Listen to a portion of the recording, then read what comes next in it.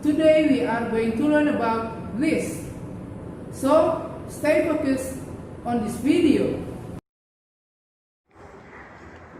Baik teman-teman, hari ini ada 2 poin yang akan Panu sampaikan. Yang pertama yaitu using transitive and intransitive verbs. Itu menggunakan kata kerja transitif dan intransitif. Lalu poin yang kedua yaitu expressions of prohibition, yaitu ungkapan larangan. Baik teman-teman, langsung saja kita ke poin yang pertama yaitu using transitive and intransitive verbs. Nah teman-teman, sebelum kita menggunakan kata kerja ini, kita harus tahu dulu apa itu kata kerja transitif.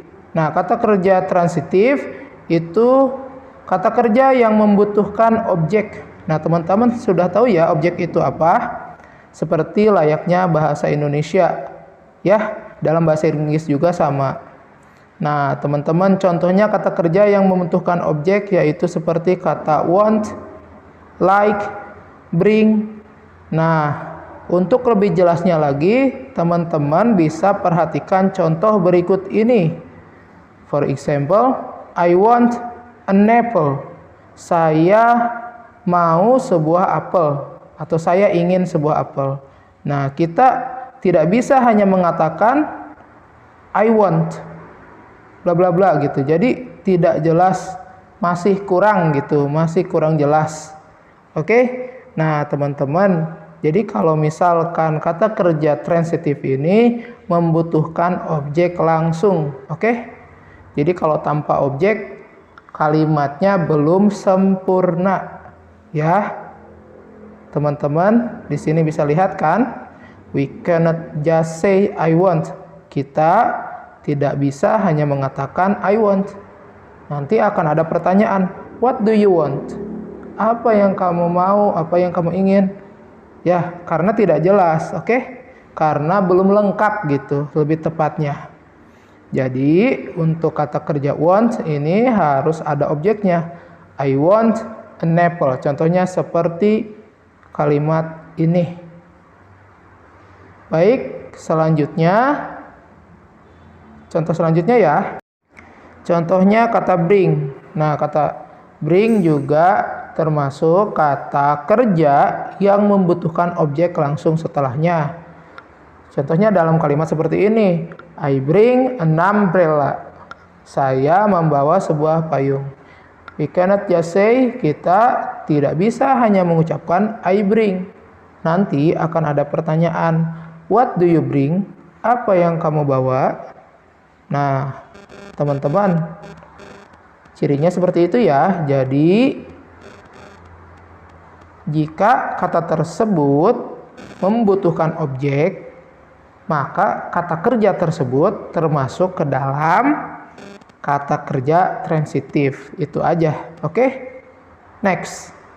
Nah, untuk selanjutnya, teman-teman juga harus tahu dulu jika ingin menggunakan kata kerja intransitif.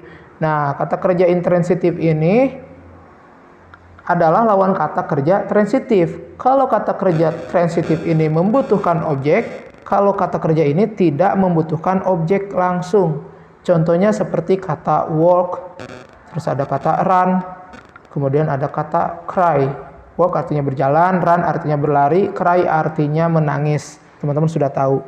Nah, untuk kata kerja ini, we can only say, kita bisa atau kita cukup mengatakan we run. Kami atau kita berlari. Kemudian ada kalimat selanjutnya, she cries. Dia menangis. Nah, teman-teman, ini contoh untuk kata kerja intransitif. Kata kerja yang tidak membutuhkan objek langsung. Oke? Selain itu, ada juga kata kerja yang bisa transitif ataupun intransitif. Jadi kata kerja ini dia bisa ditambahkan objek, bisa juga tidak. Nah, contohnya seperti kata kerja apa ya? Teman-teman ada yang tahu? Ya, contohnya misalkan kata kerja seperti study. Terus ada kata open dan close dan masih banyak lagi. Oke, di sini teman-teman Panu hanya memberikan contoh sedikit saja. Nah, untuk yang ini contohnya misalkan kayak gini. I close my book. Nah, untuk kalimat yang di atas, I close my book, itu termasuk kata kerja transitif, yaitu kata kerja yang membutuhkan objek. Objeknya apa ya? Yaitu my book. I subject, close itu verb, lalu my book itu objek. Lalu untuk kalimat yang di bawah, kalimat yang keduanya, the store closes at 7 p.m. Toko itu tutup jam 7. Oke, jam 7 malam ya, bukan jam 7 pagi karena PM. Nah, teman-teman di sini teman-teman bisa lihat kalau kalimat yang ini, the store closes, itu hanya terdiri dari subjek dan juga verb. Atau dalam bahasa Indonesia teman-teman sering menyebutnya predikat ya. Oke, nah teman-teman di sini terlihat. Nah, bagaimana kalau at 7 p.m.? Oh, itu bukan objek teman-teman, itu adalah keterangan waktu ya, bukan objek. Oke? Nah, teman-teman nanti juga akan tahu keterangan itu banyak, ada keterangan tempat, ada keterangan waktu. Ya. Oke. Lalu kemudian contoh berikutnya. Kata study ya. I study English. Nah, ini untuk kalimat yang pertama itu kata study itu termasuk transitif karena membutuhkan objek. I subject, study itu verb, English itu adalah objek. Lalu bagaimana dengan kalimat yang kedua? I study hard. Nah, di sini ini hanya terdiri dari subjek dan juga verb. Oke? Lalu hard. Oke, hard itu hanya melengkapi kata study. Jadi diartikannya saya belajar dengan giat. Oke? Itu termasuk keterangan. Oke? Jadi seperti itu teman-teman.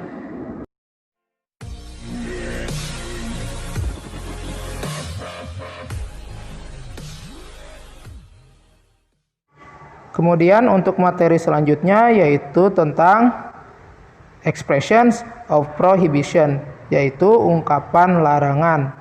Nah, ungkapan ini bisa kita gunakan untuk melarang seseorang melakukan sesuatu. Nah, teman-teman, untuk rumus atau formulanya, teman-teman cukup menggunakan kata don't di awal kalimat ya. Lalu ditambahkan verb one.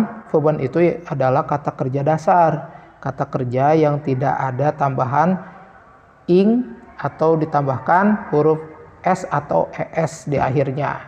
Contohnya misalkan dalam kalimat seperti ini. Don't sleep. Jangan tidur. Kata don't itu artinya jangan atau tidak boleh ya. Lalu kemudian ada kalimat selanjutnya yaitu don't be late. Jangan terlambat. Nah, lalu kemudian contoh selanjutnya don't break the racket.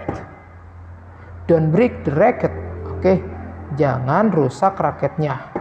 Nah, teman-teman untuk kalimat yang ini, kalimat larangan ini, teman-teman bisa gunakan tanda baca, yaitu tanda baca titik atau tanda seru. Yang penting jangan tanda tanya ya. Tanda titik atau tanda seru. Dua-duanya benar ya. Untuk tanda seru berarti ada ketegasan di sana. Oke? Jadi seperti itu. Mudah bukan? So, it's enough.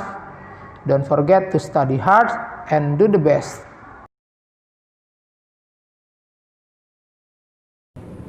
Well, it's enough for today.